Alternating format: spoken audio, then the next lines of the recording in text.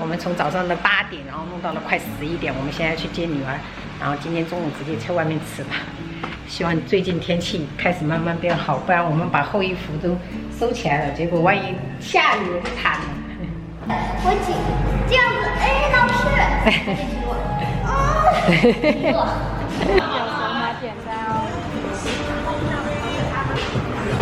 爸爸，你最近好简单啊！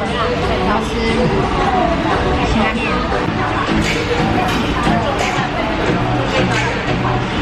烤肉店里面的土豆泥都比较好吃。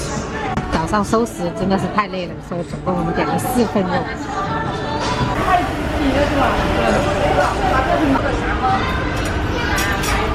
用了大量超肉。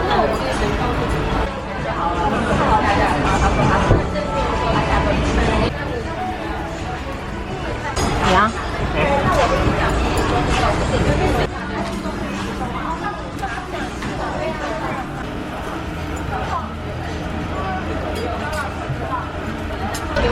我女儿必点辛拉面吃。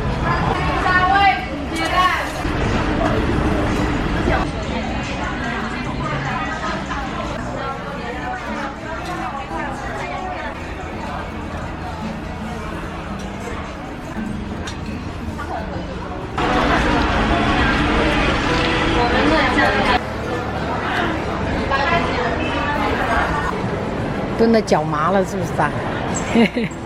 你一个人吃了1大碗辛拉面，厉害！吃饱喝足要去上学了，小学生。我们今天的日常我们就分享到这里了，明天再见喽，拜拜。